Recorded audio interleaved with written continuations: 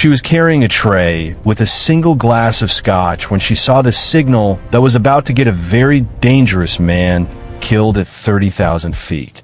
Gladys Roper didn't stop moving, didn't break her stride, didn't let a single drop of amber liquid shift in that crystal glass. That was the thing about spending 12 years inside the world's most exclusive private terminals, stepping on a jet that cost more than most people's neighborhoods, serving men whose names you never Googled twice if you valued your sleep. You learn how to see everything and look like you'd seen nothing. She smoothed her blue uniform jacket, adjusted the silk scarf at her throat, and set the scotch down in front of Chegal Yong-Su like she was placing a crown on an altar.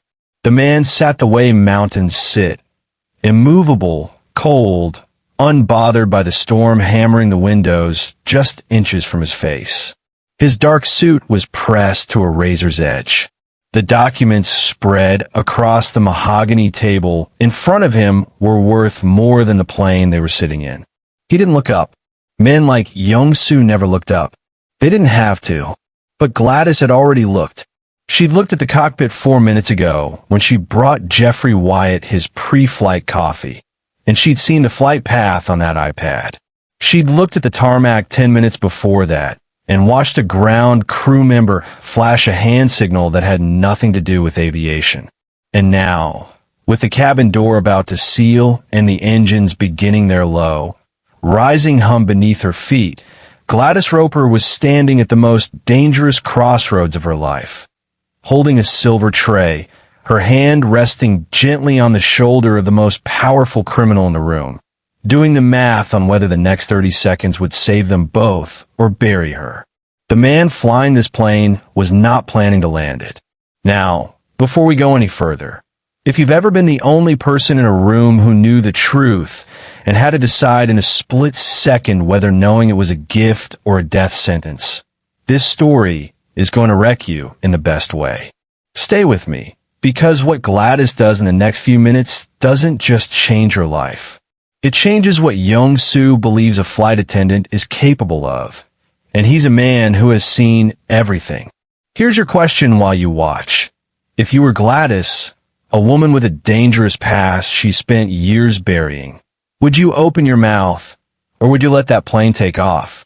Drop your answer in the comments right now, and tell me where in the world you're watching from. I personally read every single one, and I will say hello to you. I want to know exactly how far this story is traveling, because by the time we reach chapter 10, your answer just might change. Subscribe now, so you don't miss what happens when the engines hit full thrust, and Gladys has exactly 30 seconds left to make the most dangerous move of her life. The rain had been falling for 40 minutes before the first car arrived, and Gladys Roper had spent every one of those minutes making sure everything aboard the Gulfstream G700 was exactly where it needed to be. Glasses polished to invisibility. Cabin temperature set to 68 degrees. She'd checked the file. Yong-Su ran cold, preferred his environment to match him. The mahogany table wiped down, the leather seats brushed free of lint, the document tray positioned at the precise angle that said this man's time is valuable, and we know it. 12 years of this work had turned Gladys into something between an artist and a ghost.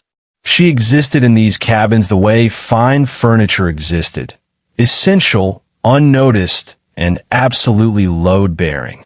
She moved through the galley with the quiet efficiency of someone who had learned long ago that stillness draws more attention than movement. Keep moving. Keep your hands busy. Keep your face soft and your eyes sharp. Those are the rules she'd written for herself in a different life for different reasons, and they serve her just as well at 30,000 feet as they ever had anywhere else. It was during her second pass through the cabin, straightening a pillow that didn't need straightening, that she noticed Jeffrey Wyatt through the open cockpit door. He was running his pre-flight checklist. That part was normal. His hands moving across the instrument panel, his lips forming silent words as he worked through the sequence. All of it textbook, all of it exactly what a pilot of his experience should look like. Jeffrey Wyatt had 18 years in the cockpit, former Air Force, 2 combat tours, then a decade flying private charters for clients whose names appeared on sanctions lists and Forbes covers in roughly equal measure. He was not a man who got nervous. Gladys had flown with him 4 times in the past 2 years, and she had never once seen him so much as flinch during turbulence severe enough to send glassware sliding. So the shaking shouldn't have been there. It was subtle. She would have missed it if she hadn't been looking, and she was always looking. Just a faint tremor in his right hand as he reached for the radio panel. There and gone in a second, like a fault line shifting beneath the surface of something that looked perfectly stable. He caught it himself, pressed his palm flat against his thigh for a moment, and then continued the checklist as if nothing had happened. Gladys finished straightening the pillow. She turned back toward the galley, set a glass down on the counter with careful precision, and stood very still for exactly 3 seconds while her mind did what her face refused to do.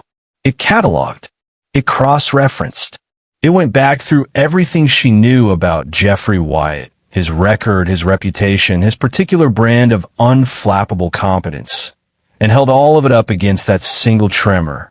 Pilots of his caliber didn't shake before a routine charter. She filed it, said nothing, kept moving. The rain intensified against the fuselage, a sound like static on every frequency at once, and Gladys went back to making the cabin perfect. The convoy arrived at 9:47 p.m. She knew it was him before she saw him. Knew it from the way the ground crew outside suddenly straightened, from the particular quality of stillness that descended over the tarmac the way it descends over a forest when a predator enters the clearing. 3 black SUVs, no plates visible from the cabin window, moving in the kind of tight formation that suggested the people inside had opinions about sight lines and exit routes. They stopped at precise intervals. The doors didn't open until someone Gladys couldn't see gave a signal she couldn't hear. Chegal Yong-Su came up the air stairs the way water runs downhill, smoothly, inevitably, as if gravity itself had been briefed on his preferences. He wore a dark charcoal suit, almost black in the terminal lighting, with no tie and the top button of his shirt open in a way that managed to look less casual than a full tuxedo would have. He was somewhere in his mid-40s, compact and precisely assembled, with close-cropped hair and a face that had been trained over decades to reveal absolutely nothing it didn't choose to reveal. His posture was the posture of a man who had never in his adult life needed to make himself appear larger. He was simply large, not physically, though he carried himself with the controlled density of someone who kept himself in serious condition, but in the way that certain people occupy space differently than other people, more completely, as if the air around him had a different weight. 2 members of his security detail boarded with him and took positions without being directed. They'd done this before. Everyone in Yong-Su's orbit had done everything before. Gladys was standing at the cabin entrance, posture perfect, expression warm and professionally calibrated. "Mr. Chegal, welcome aboard. We have a weather window in approximately 22 minutes. Can I get you anything before we begin boarding procedures?"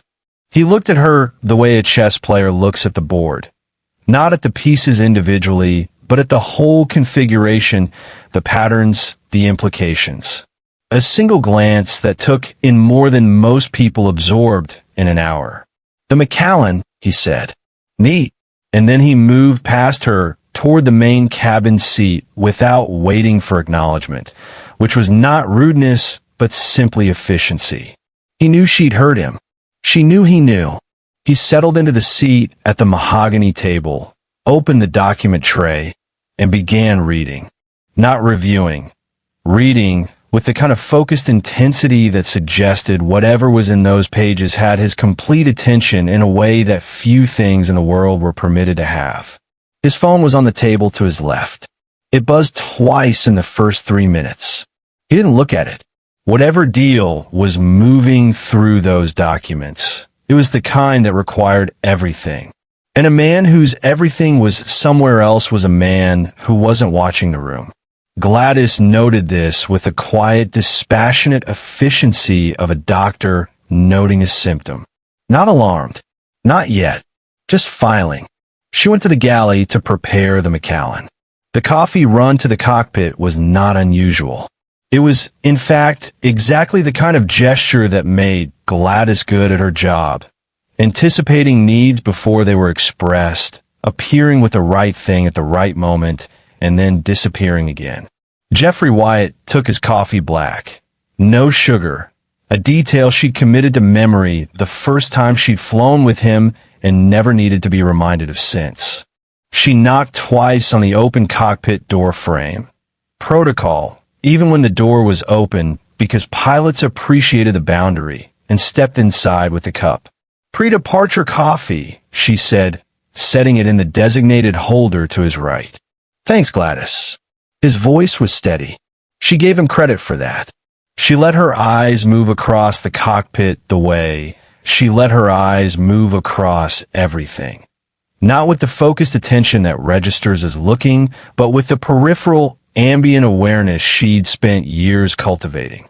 The instrument panel, the radio stack, the navigation display, and the iPad, propped in a mount to his left, displaying the active flight plan. She had the file destination memorized. She always memorized the file destination. It took 3 seconds, and it was the kind of detail that occasionally mattered. And Gladys Roper had built her survival, in this life and the previous one, on the principle that the details that occasionally matter are worth the same attention as the details that always matter. The route on that iPad did not go to the file destination. It took her a fraction of a second to process what she was seeing, and she spent that fraction of a second making absolutely sure her face did nothing. The route on the screen curved north and west in a long arc that had no commercial logic, no weather deviation logic, no reason to exist if the plane was going where it was supposed to go. It would take them over open water. It would take them away from every major radar corridor. It would take them somewhere that was very far from anywhere that had a runway. "Rough weather out there," she said. "Nothing we can't handle." He reached for the coffee without looking at her. She let her eyes drop to his flight bag, unzipped at the base of his seat. She cataloged what she could see. Standard gear, logbook, headset case, and tucked beneath the headset case, the corner of something that was the wrong shape for anything that belonged in a pilot's flight bag. A phone, but not his usual one. Smaller, cheaper. The particular aesthetic of something purchased for its disposability. "I'll let you finish up," she said pleasantly. She stepped back out of the cockpit and pulled the galley curtain closed behind her with a movement so smooth and natural that it registered as nothing at all. Then she stood on the other side of that curtain in the narrow corridor and breathed. Once, twice. Let the information settle into formation the way she'd learned to let information settle. Not panicking, not rushing to conclusions, just letting the pieces find each other. A pilot with shaking hands. A flight route that went nowhere anyone was supposed to go. A burner phone in a bag that should contain nothing that needed to be hidden. The picture was not complete, but it was forming. She picked up the Macallan and walked back into the cabin. She was at the galley counter when she saw it. Through the small porthole window that faced the tarmac, in the rain and the uncertain light of the airfield's perimeter lamps, a figure in a ground crew vest was moving toward the nose of the plane. This was not unusual. Ground crew moved around aircraft before departure. It was their entire function. What was unusual was the trajectory of this particular figure, which took them close enough to the cockpit side window to be visible from inside, and what was unusual was what happened when they got there. It lasted less than 2 seconds. The ground crew member looked up toward the cockpit window and extended their right hand in what would read, to anyone watching casually, as a simple thumbs up. The universal gesture of all clear, everything checks out, we're good to go. Except Gladys had spent 3 years inside an organization where hand signals carried the weight of entire operations, and a thumbs up delivered with a thumb angled inward rather than straight up, held for precisely 2 beats instead of 1, did not mean all clear. It meant the package was compromised. It meant whoever they were talking about, whoever the package was, had been flagged. Something had changed. Someone knew something they shouldn't know, or someone was somewhere they shouldn't be, or a plan was accelerating because delay was no longer an option. She turned from the window without hurrying, set the Macallan on the tray, straightened it, picked it up. The engines were beginning their startup sequence. She could feel it in the floor beneath her feet, that low, building vibration that preceded everything, the mechanical equivalent of an intake breath before the plunge. The cabin door was still open. The air stairs were still attached. The window for everything was narrowing by the minute, and she was standing in a galley with a glass of scotch and information that felt like holding a live wire in both hands. She thought, with a detachment that surprised even her, I told myself I was done with this. She thought, it doesn't matter what I told myself. She picked up the tray and walked out into the cabin. Chegal Yong-Su had not moved from his position at the table. The documents were still spread before him, and his attention was still on them with that same locked, impenetrable focus she'd observed when he boarded. His security team was settled, one near the rear of the cabin, one closer to the front, both alert but settled in the particular way of professionals who expected nothing to happen and were prepared for everything to happen. His phone had buzzed 3 more times. He still hadn't touched it. Gladys crossed the cabin at her standard pace. Not faster, not slower. The rhythm of someone who had done this 1,000 times and would do it 1,000 more. She was aware, with a specific peripheral attentiveness, she had almost managed to forget she possessed of the cockpit door behind her.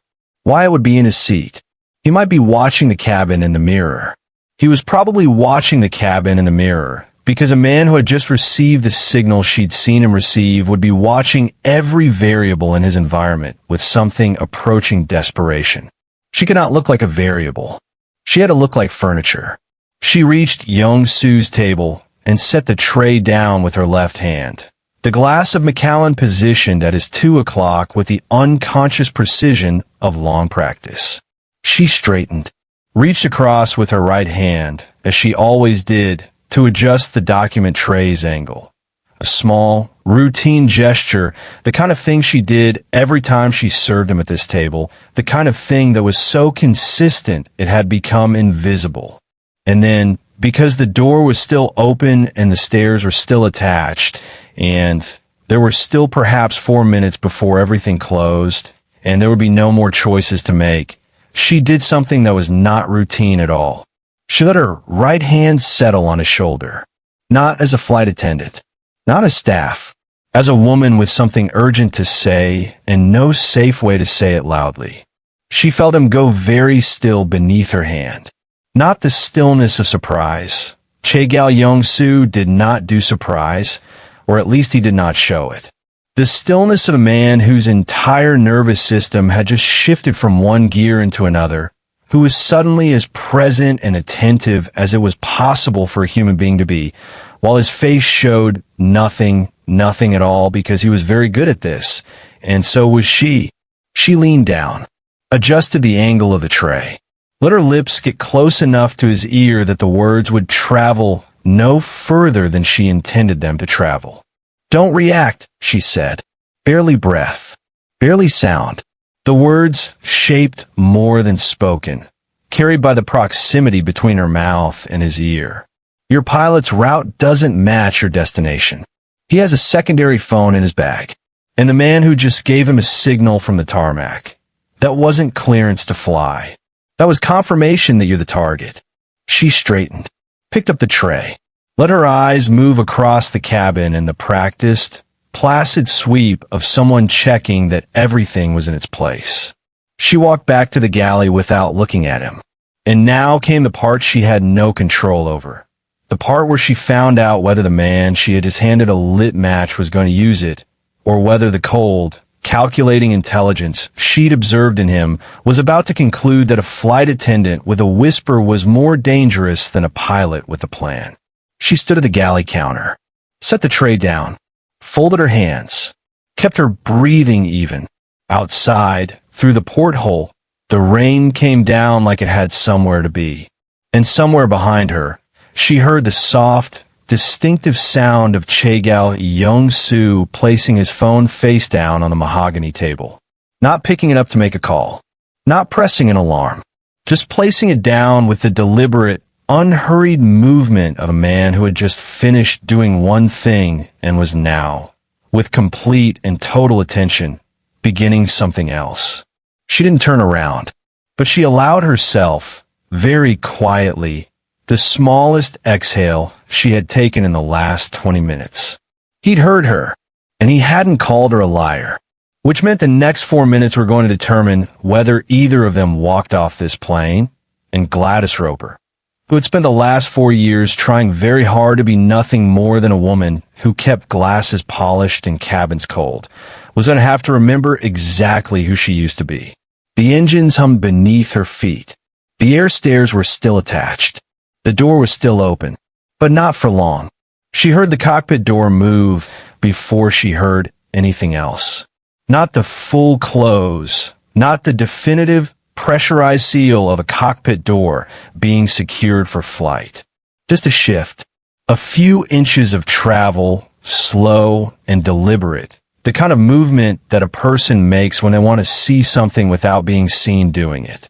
Gladys kept her hands on the galley counter and her eyes on the rain-streaked porthole, and felt the specific quality of being watched settle across the back of her neck like a change in temperature. He knew. She ran the calculation in the space of a single breath. How long had she been in the cockpit? Long enough to see the iPad. Long enough for a man who was already operating at maximum alertness to notice her eyes moving somewhere they shouldn't move. Maybe he'd caught it then. Maybe he'd caught it when she touched Yong-Su's shoulder. That small departure from protocol, that half second of intimacy that had no place in a routine service interaction. Maybe he'd seen something in the mirror. Jeffrey Wyatt had 18 years of reading environments, and a man who'd already decided he was going to do something terrible was watching every corner of his world for the thing that would stop him. She had been that thing, and she had not been careful enough, and now he knew. The door moved another inch. Gladys turned from the counter and began opening the overhead storage compartment above the galley station, her movements unhurried, her expression the face of a woman doing inventory. She counted what she had. The galley was 8 feet long and 4 feet wide. A corridor dressed up as a kitchen, stocked with everything required to serve 6 passengers in considerable comfort at altitude. She knew where every item was. She knew which compartments locked and which didn't, which surfaces were fixed and which could move, where the emergency systems panel sat behind its flush-mounted cover on the aft wall. She had made it her business, early in her career and for reasons that had nothing to do with passenger safety, to know the mechanical anatomy of every aircraft she worked in the way a surgeon knows the body they're opening. That knowledge had sat dormant for 4 years. She felt it waking up now like a limb that had fallen asleep, sharp and uncomfortable and absolutely necessary.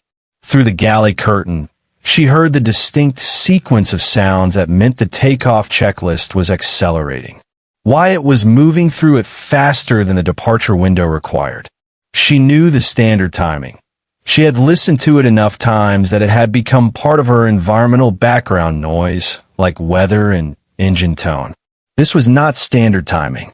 He was compressing the sequence, shaving minutes, trying to close the distance between now and the moment the wheels left the ground and every option she had left behind. The air stairs. She listened for them. Still attached, she could tell by the absence of the exterior seal indicator light, a small amber glow on the panel near the cabin door that she'd been monitoring in her peripheral vision since she'd come back from the cockpit. The moment that light turned green, the stairs were retracted and the door was sealed, and they were committed to wherever Jeffrey Wyatt's iPad said they were going. The amber light was still amber. She pulled a service cloth from the galley drawer and began wiping down a counter that did not need wiping. And then she heard the cockpit door open fully and the sound of a seatbelt unclipping and footsteps. He was coming out. She had perhaps 3 seconds before he reached the galley curtain, and she used all 3 of them. Her hand went to the emergency systems panel on the aft galley wall, fingers finding the flush mount release by feel, popping the cover without looking. Inside, behind the standard fire suppression controls that any trained crew member would recognize, was a secondary alert panel, a backup system, redundant by design, that most flight attendants learned to identify and never expected to use. Gladys had used one before. Once. In a different context entirely, on a different aircraft, for reasons she had spent 4 years not thinking about. Her fingers found the cockpit fire alert isolator, a switch that existed for the scenario in which a cockpit fire needed to be responded to independently of the main suppression system. A switch that, when triggered manually from the galley panel, would send an emergency fire warning directly to the cockpit instruments, all lights, all tones, the full sensory assault that a cockpit fire alert delivered, designed to be impossible to ignore. She flipped it. The sound that came from the cockpit was immediate and total. She'd forgotten how loud a fire alarm was in a contained space. Even through the curtain, even from the galley, it hit like a physical thing. The rapid-fire triple tone, repeating without pause, the instrument warnings layering over each other, the kind of noise that grabbed a pilot's nervous system at the base and yanked. She heard Wyatt's footsteps stop dead. Then she heard them reverse. She let out the breath she'd been holding and pushed through the curtain into the main cabin. Yong-Su was on his feet. She hadn't expected that. Most passengers, even experienced ones, registered a sudden alarm with the particular human freeze response of someone trying to determine whether the threat was real before committing to action. Yong-Su was not frozen. He was standing beside the mahogany table with his jacket still buttoned and his weight shifted forward in the stance of a man who had already decided that action was the appropriate response and was waiting only on information. His security team was moving. The one near the rear was already between the main cabin and the galley. The one near the front had positioned himself between the passenger seating and the cockpit door with the efficiency of someone who had rehearsed this, though not for this scenario. Yong-Su looked at Gladys. Just looked at her. His expression was not panic, and it was not confusion, and it was not the demanding fury of a powerful man whose comfort had been disrupted. It was the expression of someone running calculations. She had about 4 seconds before Wyatt recovered from the alarm, identified it as a manual trigger rather than a genuine fire, and understood exactly what it meant and who had triggered it. She crossed the cabin in 6 steps and stopped 2 feet from Yong-Su, close enough to speak quietly and be heard clearly. "The alarm is a stall," she said. "It's not a fire. I triggered it from the galley panel. He was coming out of the cockpit. I needed him back inside, and I needed 30 seconds. She held his gaze. "I've seen the route on his navigation system. He's not going to the filed destination. He's taking you somewhere with no radar coverage and no runway. The ground crew signal I told you about, that was confirmation that the operation was active. He has a burner phone in his flight bag." She paused for exactly 1 beat. "I know what this is. I've seen this before. And if that plane reaches V1 speed, there is nothing either of us can do about it." From the cockpit, she heard the alarm sequence being silenced 1 panel at a time. Methodical, Professional. Wyatt running a check-and-clear procedure, buying himself maybe 90 seconds before he'd confirm the system trigger was manual, not mechanical. Yong-Su had not looked away from her face for the entirety of what she'd said. She had the distinct sensation of being assessed at a depth most people never went to. Not just her words, but her steadiness, her specificity, the quality of her knowledge, the absence of panic in her delivery. He was deciding not whether she believed what she was saying, but whether what she was saying had the texture of truth. "You said you've seen this before," he said. His voice was quiet, conversational, almost, which was somehow more unnerving than urgency would have been. "Yes." "In what context?" It was not a question. It was a door, opened precisely 1 inch, through which she was being invited to push if she wanted to establish her credibility, and she understood that the next thing she said would determine whether he treated her as an asset or a complication. "I was embedded with the Soren Group for 3 years, she said, before they were dismantled. I know how they build operations like this, because I helped build operations like this. And I know the handler who runs Jeffrey Wyatt, because I worked 2 operations with him, and the thumb signal your ground crew gave tonight was his." She let that land. "His name is Marcus Teal. And if Marcus Teal is running this, then your pilot isn't here because he wants to be." Something shifted in Yong-Su's face. Something small and deep. The kind of shift that happens below the surface of a person's expression when information connects with other information they already possess. His eyes didn't change, but something behind them did. From the cockpit, silence. The alarm was cleared, and then the engine tone changed. Not the startup sequence this time. The power application of a pilot who had made a decision and was implementing it with the urgency of a man who had run out of the patience for careful timing. Wyatt was going for it. He was accelerating the taxi. He was going to roll this plane onto the runway, and he was going to go to full thrust, and he was going to reach V1, and after V1, there was no stopping, because after V1, the aerodynamics of the aircraft made abort more dangerous than continuation, and Jeffrey Wyatt knew that better than anyone. The plane began to move. What happened next happened fast, and Gladys would remember it afterward the way you remember things that occur at the outer edge of your processing capacity. In fragments, in sense impressions, in the particular clarity that adrenaline applies to certain details and strips entirely from others. The aircraft was rolling. She could feel it in her feet, the tarmac's imperfections translating through the landing gear into the cabin floor. The jet beginning its taxi turned toward the runway threshold. Rain hammered the windows at a new angle as the nose came around. The amber light on the door panel was green now. Stairs retracted, doors sealed, and that particular option was gone.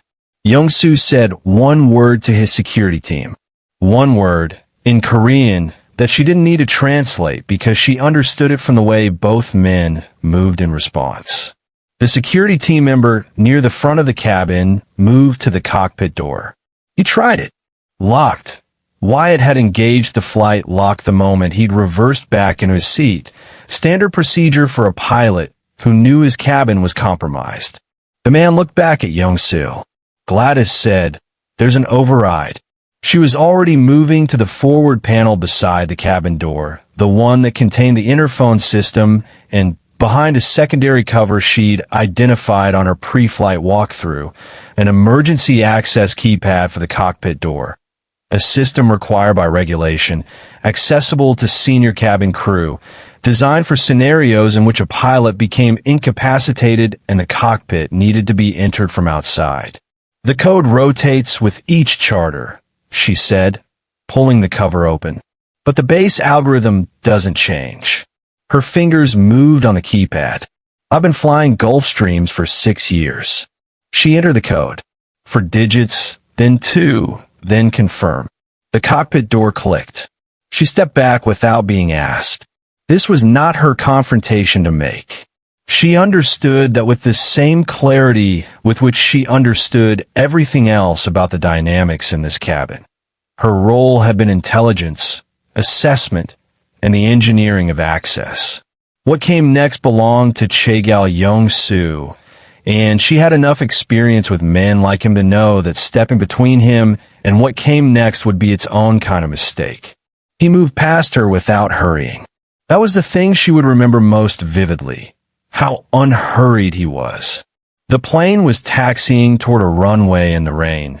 The engines were building toward a roar that she could feel in her back teeth, and Chegal Yong-Su walked to the cockpit door the way a man walks through his own house.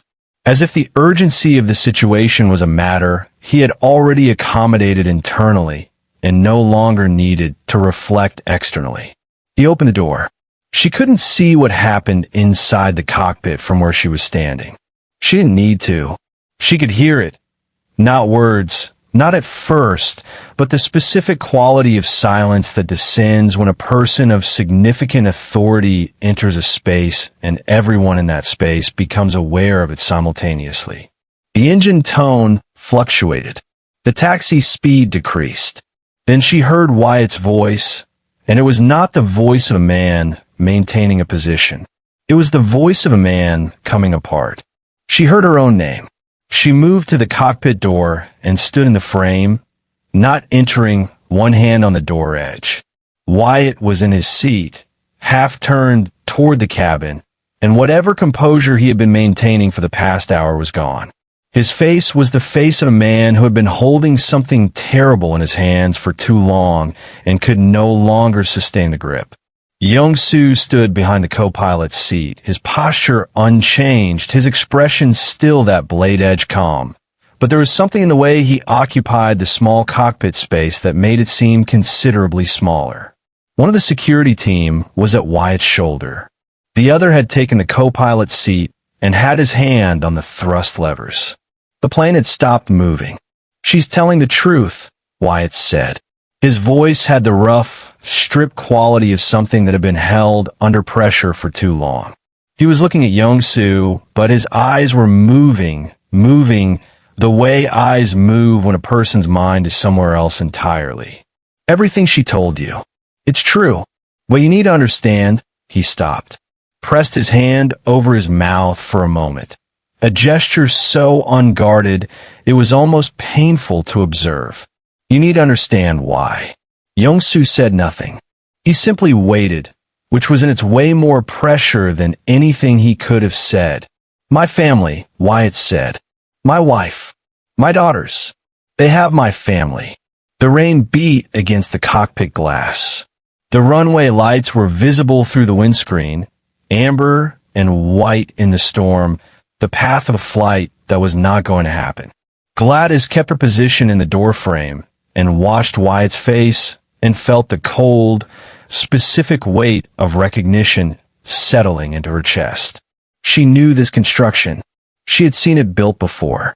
A man with a vulnerability, a family, a debt, a secret, something he could not afford to lose, and people who knew how to find that vulnerability and apply pressure to it with surgical precision until the man would do things that the man in any other context would never do. It was not a crude tool. It was a sophisticated one. It was Marcus Teal's particular specialty, and she had watched him use it twice before she understood what she was participating in, and that understanding was the beginning of the end of her time with the Soren Group. She said, carefully, "How long have they had them?" Wyatt looked at her. Something in his expression shifted. Not relief exactly, but the look of a drowning man who has spotted something that might be solid. "For days," he said. "They took them 4 days ago. I got the call the same night I got the charter assignment." His jaw tightened. It wasn't a coincidence. The whole thing was designed. The charter, the timing, all of it. "Marcus Teal," she said. His eyes confirmed it before he spoke. "You know him." "I know him." She kept her voice even. "I know how he works. I know what he promises, and I know what those promises are worth." She paused. "Where are they being held?" He gave me a location after I confirmed boarding. A warehouse address. He said if I didn't complete he couldn't finish it. He was a man who had built his life on precision and procedure, and he could not make his mouth form a word for what he had been asked to do to the man, standing 3 feet behind him. He said they'd know within the hour whether it was done. Yong-Su had not moved, had not spoken, had not shifted his weight or changed his expression. He was listening with a totality that Gladys recognized as something far more dangerous than anger. The focused, comprehensive attention of a man assembling information into a structure, determining what the structure required, and preparing to provide it. She looked at him. He was watching her now, not Wyatt. She understood what the look contained. It was a question, and the question was not the obvious one. It was not, do you believe him? It was, what do you know that I need to know, and will you give it to me? She had spent 4 years building distance between herself and this world.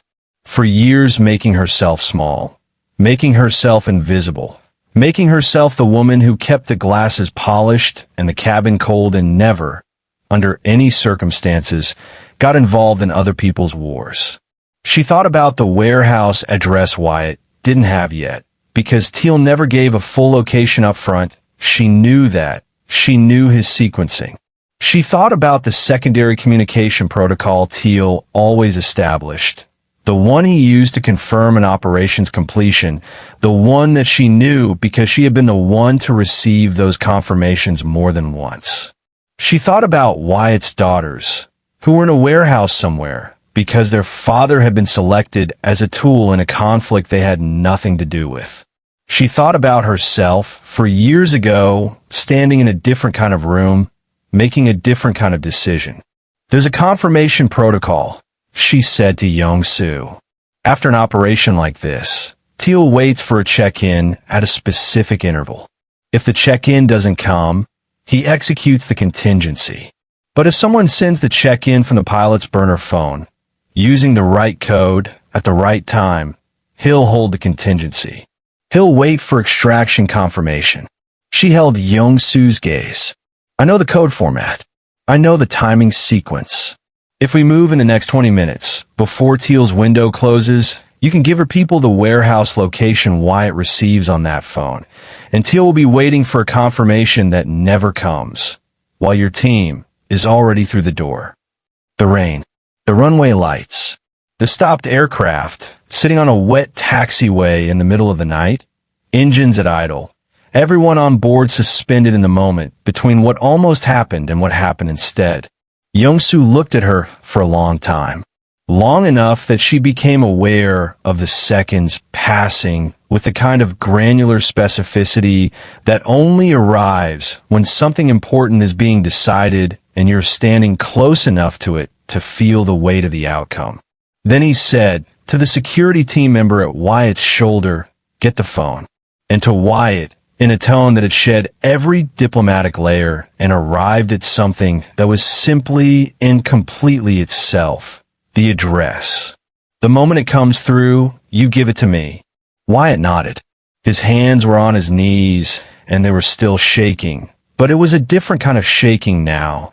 Not the shaking of a man steeling himself to do something unforgivable, but the shaking of a man who has been holding his breath for 4 days and has just tentatively been given permission to exhale.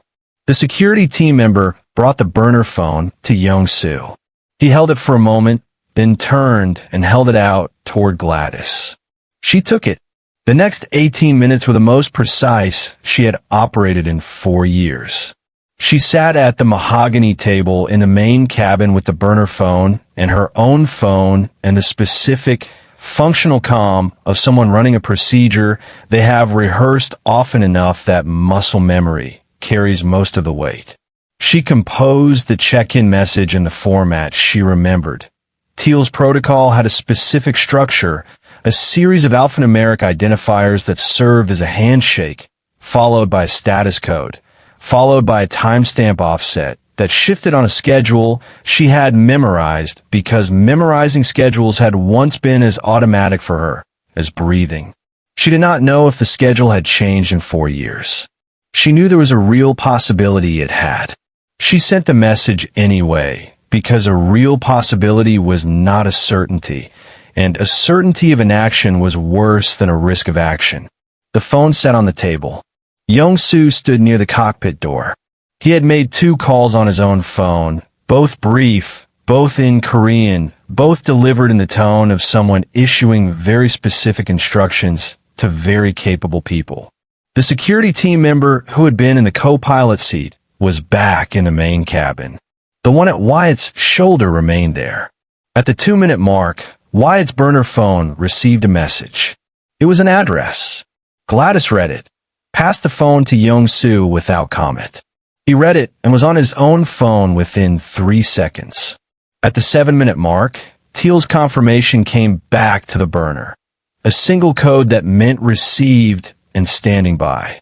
The protocol was intact. The schedule hadn't changed. She sat back in the seat and let herself feel, very briefly, the particular exhaustion that arrives after sustained high-functioning alertness. It felt like setting down something she hadn't realized she'd been carrying with both hands. Across the table, Yong-Su put his phone away and looked at her. "Your people are moving?" she said. "They were moving before you send the message," he said. "I don't wait for confirmation to deploy. I deployed when you gave me the address format. The message you sent buys them time they may or may not need." He paused. It was the right call. I would have made the same one. Coming from him, she understood this was not a small thing to say. From the cockpit, the engine tone changed again, but this time it was decreasing, the power-down sequence, the mechanical equivalent of a held breath released. She heard Wyatt working through the shutdown checklist. His voice, when he read the items aloud in the rote rhythm of procedure, was steadier than it had been. Not steady, not yet, maybe not for a long time, but steadier. Something had shifted in the geometry of his situation, and the steadiness was its first small evidence. The plane stopped completely.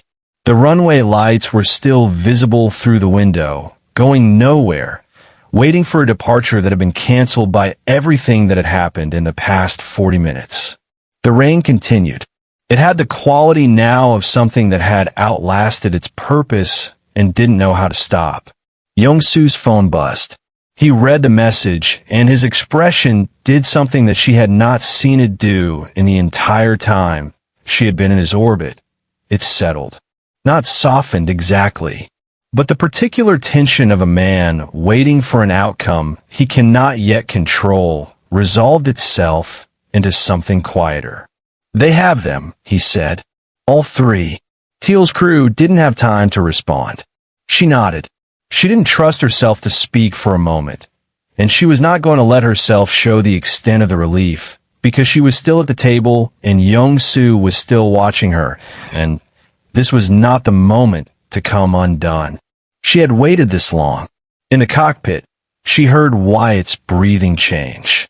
Gladys Roper placed both hands flat on the mahogany table and looked at the man across from her, not as his flight attendant, not as the woman who had run from her own expertise for 4 years, not as the ghost she had tried so hard to become. As herself, whatever that was now, whatever it was about to be. "Then let's talk," she said. "If you made it this far, you already know this story isn't done. Subscribe so you don't miss what Gladys does next.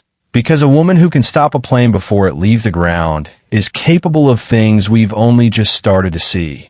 And drop a comment right now telling me where in the world you're watching from. I read every single one, and I will find yours and say hello, because I want to know exactly how far this story has traveled.